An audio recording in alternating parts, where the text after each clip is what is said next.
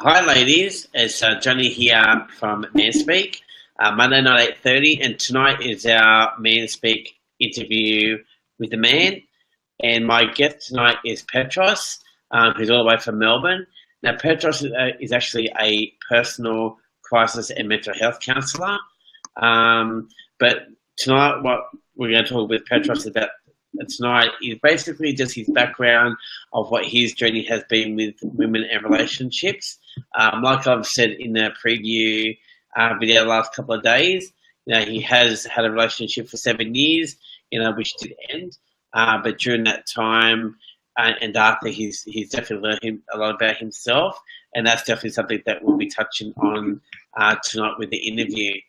Now, just with the interview as well, like I've said with the interview with the man, just respect the man's space tonight because, the interview, they are coming from a vulnerable space. If you do have any questions, don't be afraid to ask during the interview. If you listen to the interview after the broadcast and you still want to ask the questions, definitely ask the questions in the comments below, and I'll definitely pass them on to Petros and get him to answer that. But no further ado, I'll pass on to Petros, and thanks for joining us tonight, mate. Thank you for having me. Been looking forward to it all week, actually, all weekend. So hopefully I don't disappoint. No, I don't think you will either. So, I've shared a little bit about yourself to the ladies on the group. Yeah. Just tell us a little bit more about yourself and where you've come from. Yeah. So, as you mentioned, by profession, I'm a personal crisis counsellor, and personal crisis I define as a trauma or challenging life event. I wasn't always that. My background is actually a split between personal training, and I've been in sales and customer service, and sort of done variations of those things over the few years.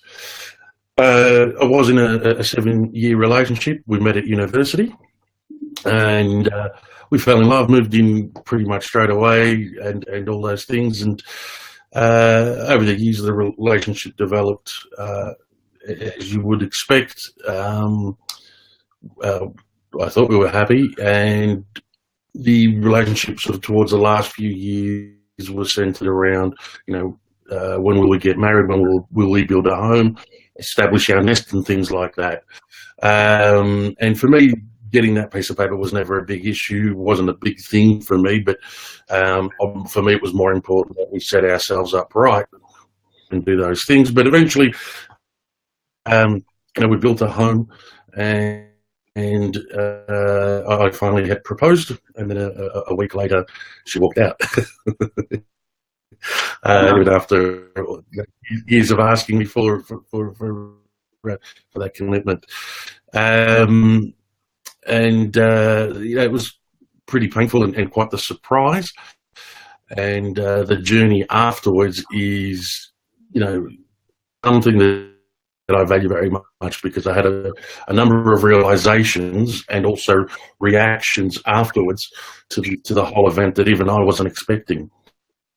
And so it was probably the early stages, so moving into that space of psychology. I'm actually doing my psych degree as well now, on top of all the other qualifications I've done, and why I've moved into the area that I have. And this was one of the very early, bits of foundation, I guess, that has got me to where I am today. And I'm hoping to sort of share with your lady viewers some insights that hopefully are really helpful, but really give you some ideas that, about things that I had misconceptions about, and help you get ladies watching with men, either with men that they're with, or attracting the right man and communicating well with him. Yeah, thanks, mate. So let's touch base on, I suppose, let's start from the beginning side of it. So you said, you're with your ex-partner for 7 years. Did you? And you said there was a pressure there of getting married. When in the 7 years, when did that first come up? It's quite interesting because if I pinpoint it, I come to realise that a few things started to happen around the same time, and I would probably say about midway through the relationship, midway through to a little bit after. Let's say the 4-year mark out of that 7 years, and things were going quite well actually at that point. We were quite happy. We went into it. We didn't have a lot of debt at the time either. We were both trying to finish off our uni degrees back then, and things were good. So I guess I was thinking about the future too, but she was also thinking about the future, but wanting something a little bit more to signify that future. As I said, I'm not someone that's particularly fussed about having that piece of paper. I don't think the piece of paper makes a relationship or represents love, I think. But again, I don't have any issues with people that do want that. So I perhaps was putting it off and off a bit because, as I said, I've made it clear to her that she had me. We should finance before we, commit to building a home and getting married, because these things aren't cheap. Even back then, when it all happened, back in 2005, even back then, that was a lot of money. But I guess I eventually sort of caved in because I wanted her to be happy, and I figured if I don't have an issue either way, then it doesn't matter.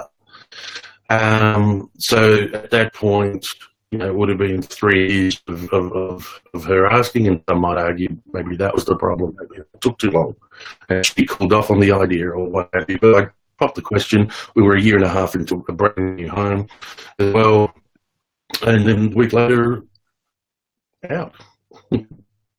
Wow. And what she actually said, I suppose, just to paint the picture for the ladies, like when you proposed, she obviously said yes. So she said yes, and all of that. But where I got suspicious was when she said if we could keep it between us for a little longer. And I thought, oh, that's weird. But all right, fair enough. I thought to myself, so be it. And then, by that next weekend, it was all over. So what do you think was going through her mind then by saying that? Do you think she had a fear of she was still in doubt? To the best of my knowledge, and based on things that she sort of told me, and she promises me it was the truth, because we had that respect. She didn't need to lie to me about anything. So it was that she just got this sudden realization that she wasn't ready for the commitment of a mortgage, the commitment of a marriage.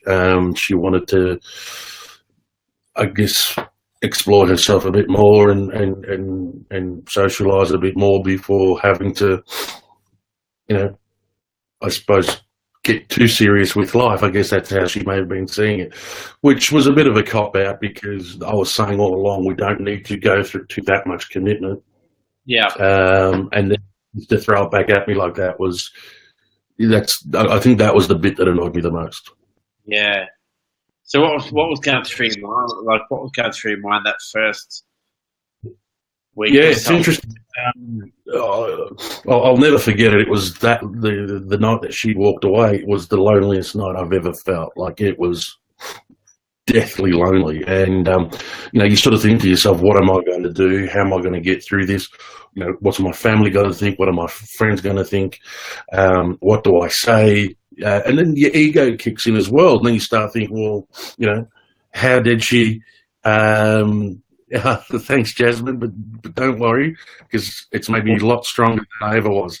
But thank you. But my biggest thing was then the ego kicked in, and it was like, well, how dare she? And a few other choice words that I can't obviously say on here. And it's a mixture. It's just a broad spectrum of emotions, of negative emotions and fearful emotions. Because one thing when you're in a long-term relationship that you do is you do, whether you like it or not, lose your identity, because you're no longer, for example, in my case, Petros the Bachelor, on Petros in a relationship.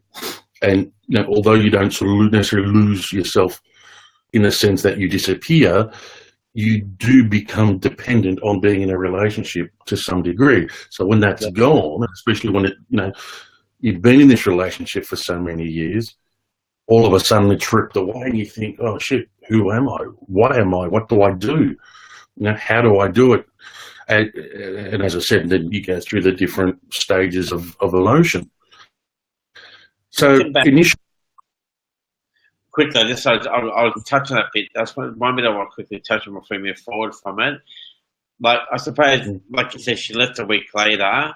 Looking back now, thinking about it, because like we, us men and women are wired differently when it comes to in a relationship.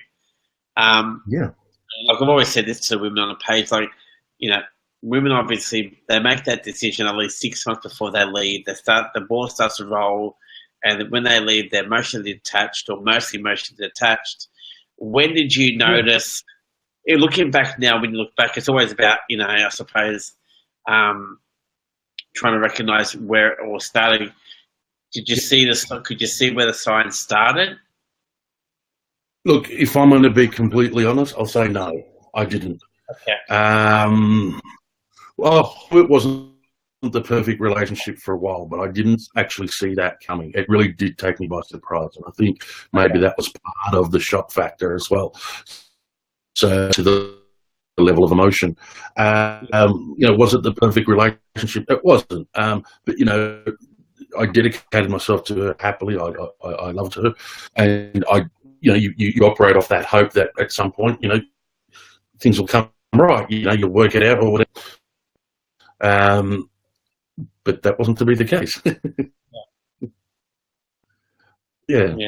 And I firstly, just before we go on, I do appreciate you opening up about that as well, because it is a tough journey. Do you know what I mean? And I think for a man, when you've been left cold turkey, there's a lot of you have to pick yourself up a lot. Well,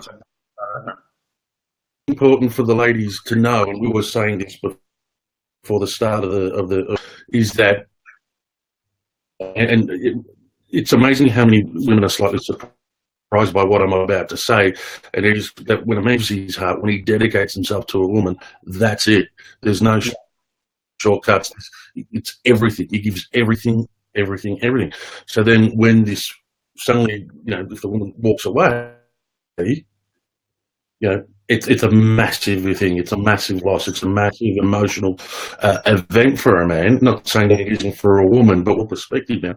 Which is why a lot of men do fall into deep depression or become suicidal when, a relationship they've been in for a long time, breaks up. And, as we're not trained to deal with things emotionally, well, not enough in this day and age still. So, I said, our relationship is our identity. It's one proof of something we've achieved as men. So when that's gone, we're not only left without an identity, we also lose a massive chunk of what we felt made us a man as well. Yeah, I agree. I definitely agree with that. I think you're right. Men we do it. Yeah. As soon as we want to be with somebody, a woman, we dedicate everything towards that. Yeah, I agree. So coming out of that relationship after 7 years and being left, how long did it take you before you kind of, I suppose, moved on? How long was that journey? It's interesting because I started to learn a lot of things about myself. I've never been the casual relationship person, and I forgot that for a minute after my breakup and thought I'd try and do the casual, go out and pick up or whatever the case may be, and do the one-night stand thing. And unfortunately, I embarrassed myself because A, mentally I wasn't ready or there. B, it was against the very grain of who I am. And to this day, I haven't done it since. So before I had another relationship, it was probably about I think now it's, I would say it was probably 12 months. Yeah. before I sort of put myself out there and got into another serious relationship. But one thing that really was that maybe for a month, I had ill thoughts or ill words for my ex. I come to realise a month into it that even though I was still hurting, that, you know what, it's got to be a good thing. I was actually thankful that she had the courage to break it off, because I didn't. But I was starting to see that, you know, perhaps that was a good thing, fighting a lot of emotion and pain. And I again, say bad words or make jokes at her expense again, which surprised me a little bit, if I can say that, because at the time, the ego I had back then versus the ego I have now, you know, two totally different, you know, parts of that spectrum again. So, you know, one thing I learned was that, and what I did is I reviewed myself. I said, well, let's have a look. You know, as I was starting to learn more and more of my own sort of issues that I had to deal with, that I did deal with over the years, I sort of looked back and thought, you know what, I wasn't the perfect boyfriend at all. In fact, I can see why she would have wanted to leave as well.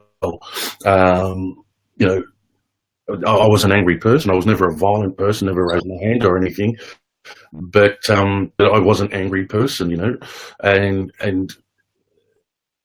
it wasn't pleasant when I look back at it. So thankful that she was good enough to sort of to walk away and break it up, and you know, it allowed me the chance to reflect. Thankfully, so going back to, I could have gone down the dark path, but I didn't. Went down the more positive path, and that ability to review myself, you know, allowed me to do some growing, but only a little bit, because then I sort of tried to deny and suppress certain things, because a lot of the things that came up I wasn't ready to deal with. And it wasn't until the end of the next relationship that I really hit a point of awakening. Yeah. So even when you went, so then you had, I remember you shared with me that then you had an 18-month relationship. So 12, and so I had the first long-term relationship that lasted for 18 months, and this one was profound. If you all know the old saying, people come into your life for a reason, a season, or a lifetime. Well, this particular lady, God bless her, she came into my life for a short period of time, turned my life upside down, and got me to address and open doors that even I didn't know I had. And her gift to me was the beginning of me hitting rock bottom and finally surrendering to the fact that my life wasn't right, and beginning my spiritual awakening, my journey, I guess, to where I am today. So it's a very, if I can say, very adult relationship. We had a lot of fun, but this woman got me really thinking about who am I and what am I doing, and bringing to things that even I didn't know were festering inside. And likewise, we sort of did it to each other, but I'd say she probably did it more to me. And I'm very thankful. I'm extremely thankful for that relationship. As difficult it was at the end, and probably more heartbreaking and more emotional than even the one with my ex-fiance. But again, you know, I was fortunate that I was able to see the gift behind both of those breakups. And I would say to people, you know, consider a breakup perhaps a gift, or that there are gifts behind a breakup, as opposed to immediately assume the negative, caught up in all the emotions, which can be difficult. I know it's easier said than done. Yeah, exactly. So what was the difference between the first relationship ending and the second relationship ending? What did you learn at the end of the first one, and at the end of the second one? So the difference in the first one, I ended up playing the part of a parent. I was with someone who, how am I going to put my ex-fiance was someone who was still doing a lot of growing up. The second that second relationship, this lady had matured a lot, and she had to be. She had a pretty rough upbringing. She had 3 children as well from a previous marriage, and I hung up through that relationship. And unfortunately, I did some growing up, but I wasn't ready to do all of that growing up. And the gift that she gave me was to see where the gap was between where I was and where I needed to be to become the man I needed to. Yeah. And it was at that point that we also and I started my journey very painfully in the beginning, but where I started my journey to bridging that gap and getting to where I am today. So what would you say, I suppose, what could you share with the ladies that would be a misperception for what you went through? So the insight of the ladies is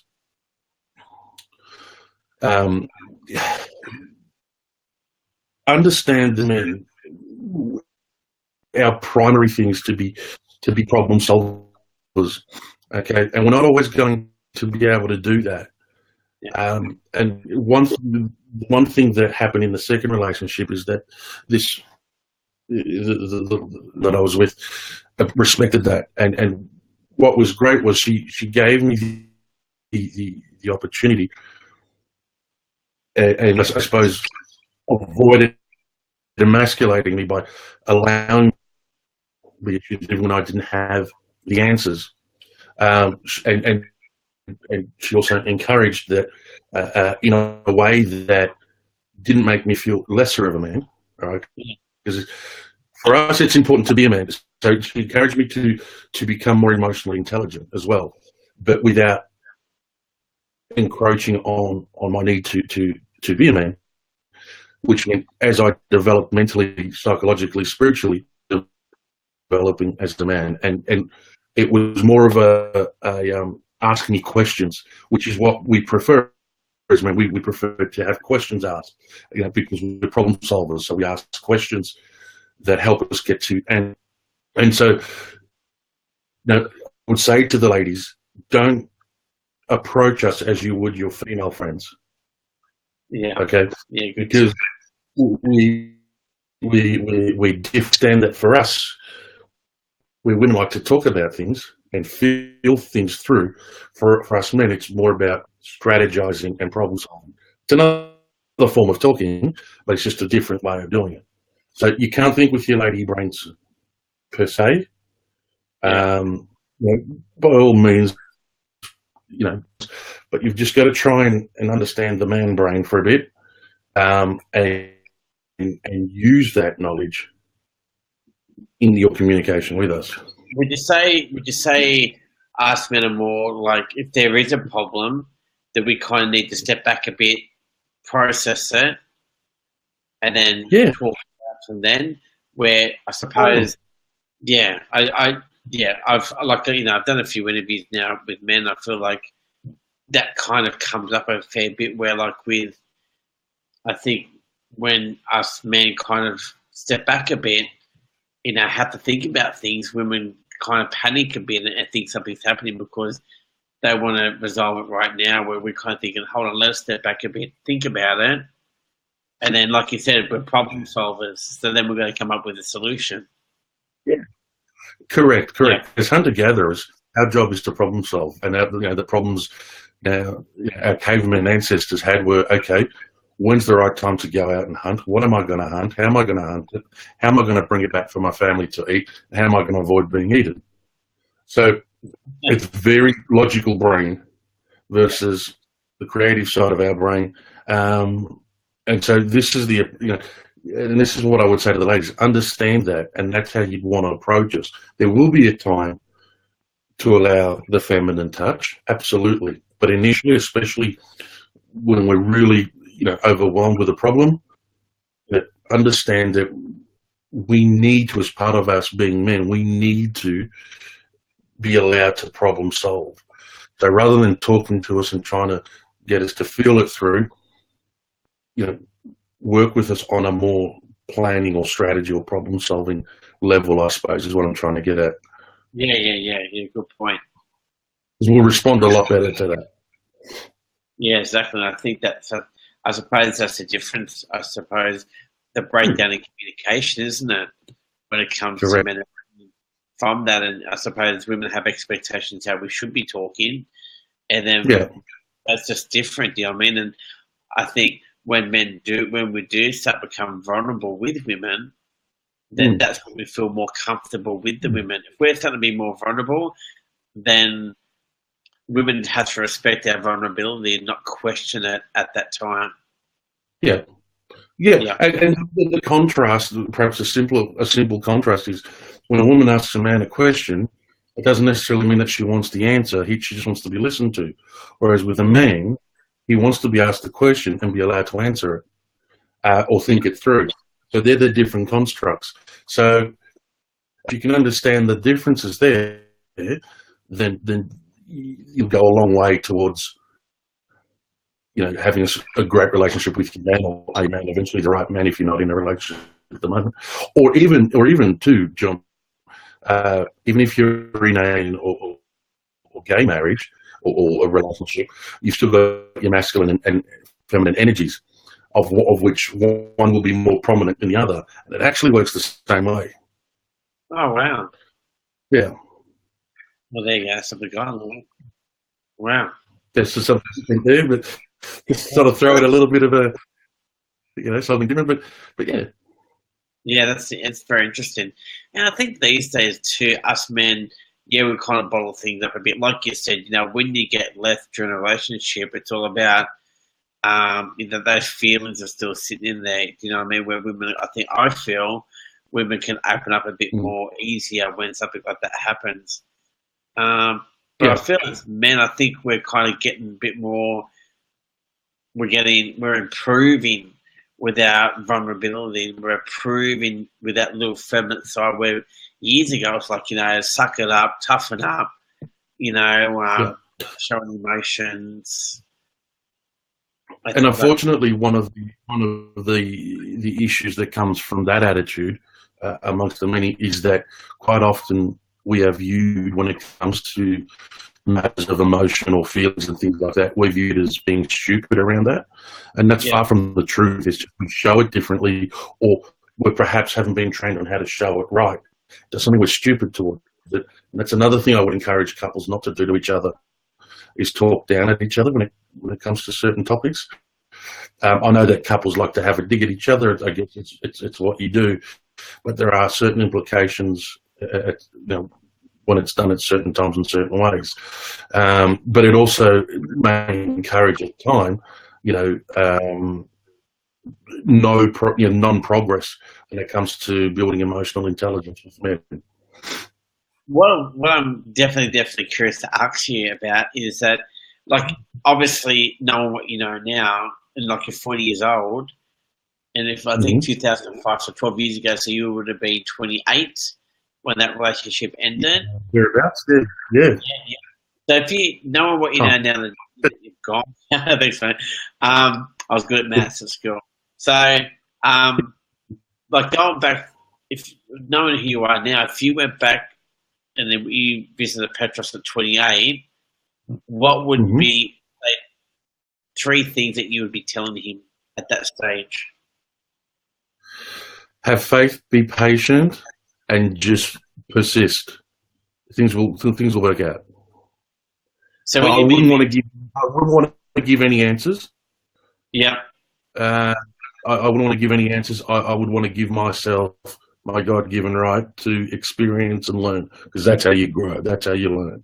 But I would say to myself, look, be patient, be strong, have faith, and just persevere. Yeah. Intelligently persevere. Yeah. So when you mean about be patient in what way? Be patient in that the journey can have its own agenda.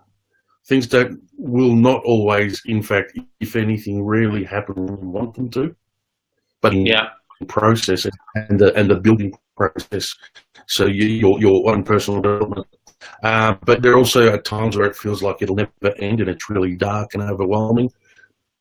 It always ends. There will always be a good point. And if you understand that, and if you start to work with the dark times, you'll actually find even the dark times are good times. Yeah. How about faith? I'm interested in the faith one. So faith is, I come to realise that we don't walk alone. I'm not religious, but I consider myself a spiritual person, and I believe that we are part of that greater source that underlies the creation of everything. Call it what you will. And when I understand that, and I continue every day to understand it more, then I know that we are limitless to a degree, I suppose, and that we have great potential and opportunity. And as long as we work towards living a life that is congruent with our true nature and I guess our purpose in the world, in this life, then we're never alone. We're always going to be on the good path and attract the right people as we need them as well. So, and I have great faith in that because I've experienced it that many times now, that even sometimes when I have moments of doubt, I very quickly can turn that around. So have faith. Take my word for it. Have faith. Things will be great. Things will work out. Yeah. Just allow things to unfold. Yeah. So patience is a big one, isn't it? Especially when you've got all that emotion at that time. Yeah. Patience, I think, is what I'm going to be learning in this lifetime and the next, I think. Patience is a tough one. Yeah. That's a big one. And so you're currently single at the moment? Sorry, again, you broke up a bit there. Are you currently single at the moment? I am. I've had a few relationships here and there, like dates, but I've been I guess, for good or bad, I've been so engrossed in the journey and trying to build my business and view that I've sort of not really put myself out there. And look, I'll be honest and say that might be partly because I'm still harbouring maybe some fears or low confidence, but I know that that's something I will conquer because I am finding myself thinking that, it would be nice to start sharing this journey with someone. So, but to answer the question at the moment, yes, single. Perfect. Like a max, but yeah, no, it's just I suppose just you've I suppose that, like you said, this time you just work on your business and that sort of it, and you think I suppose it's good in the sense too because you've learnt so much about yourself, and I suppose when you do start a new relationship, you are invested. You're one thing one thing I heard recently a while back when I interviewed one gentleman is that he said when he was in his first relationship. He was an unconscious man, and he felt like when he was in his new relationship, he became conscious. I love that, and it's funny because I made myself a promise that I wouldn't get myself in another serious relationship until I became the man I needed to be to attract the love that I want, which also meant I had to become that love as well. I had to be that love as well. And I guess that's been part of one reason why I'm still single, I guess. But like I said to you, I'm now starting to sort of look at, all right, as things come into place, business-wise and what have you, what do I need to address now to open myself up to a new and thriving relationship? So I'm almost there, I guess, in a way. That's. Yeah, I think we all have that fear. It's like like my journey was, I suppose, in a bit of a sense, not the same. But you kind of just want to step back a bit, and you want to come into a new relationship. I suppose, you're still going to trip. I think you're not going to get into that new relationship perfect. Like you're still going to trip every so often, but I suppose you just got to learn from your trips and not do it so much. Yeah. Yeah, look, I mean, every relationship, even perfect relationships, will have their moments. But for me, it was I didn't want to repeat old patterns, and I really wanted to be a far better person than what I was because Do you, for me, when, I don't do short term. I'm looking for a life partner, essentially. where do you think you got those patterns from that you try to get yourself out of it? Do you know where those patterns came from to begin with? The what pattern, sorry? So you feel like you had to get rid of the old patterns that you did have from your relationship. When you got I didn't really have, growing up, I really didn't have any mentors or guides to help me or show me how things should be done. Upbringing was a big factor. Our family wasn't a very positive, emotional family. Parents were migrants that worked 13-hour days, so there wasn't much time for family bonding and proper upbringing. And I never really had any set examples other than relatively negative ones, which as a child you tend to pick up whether you like it or not. And those sort of came through in adulthood, and I never had anyone say, you know what, that's not really working out. You need to change that, but this is how you change it or what you change it to. And I suppose, I'd get to the age of 28, and that was the breaking point. Or the beginning of the breaking point, where I had to stop and say, well, all right, something's not working here. In fact, nothing's working. What do I need to do now? Yeah. Amazing how the universe pulls us into line. Hey, we think we're there, but it kind of just goes, hold on a minute. You're not there yet. Yeah. Yes. You're never there. You're never there. No, you're never there. Look, I suppose before we head off tonight and then the call, I do appreciate you coming on tonight. What's one advice? What's one advice you give women quickly against I suppose for men in relationships? Probably something slightly off topic that we've been talking about tonight. I would say to women, just as you want us men to listen to you, listen to us as well. But don't read into things that we say. Even at our most complex, we are simple creatures, and what we say is what we say.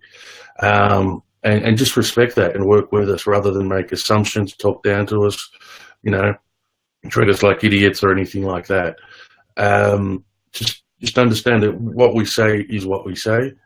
And you don't need to read anything into it,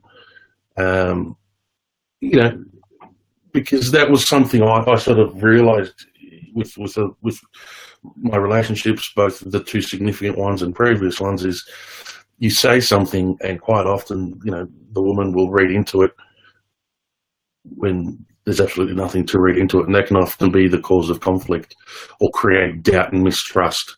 So that's probably, don't assume or read into things, and just listen. Listen and try to understand where we're coming from, just like we should understand where you're coming from as well. That's my bit of... No, that's good. I like it. I have to agree with you with that one too. It's just about it's just about listening, isn't it?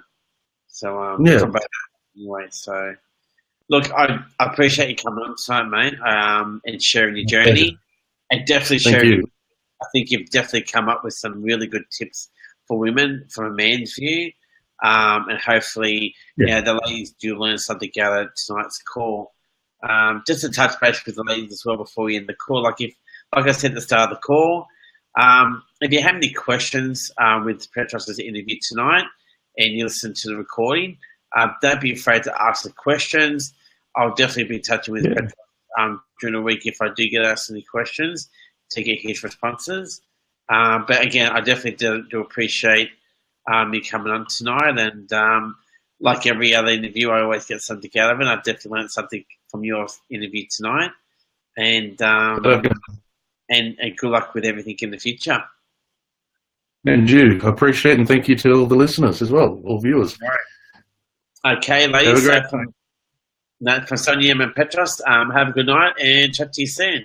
Thanks, ladies. Bye. Thank you. Bye-bye.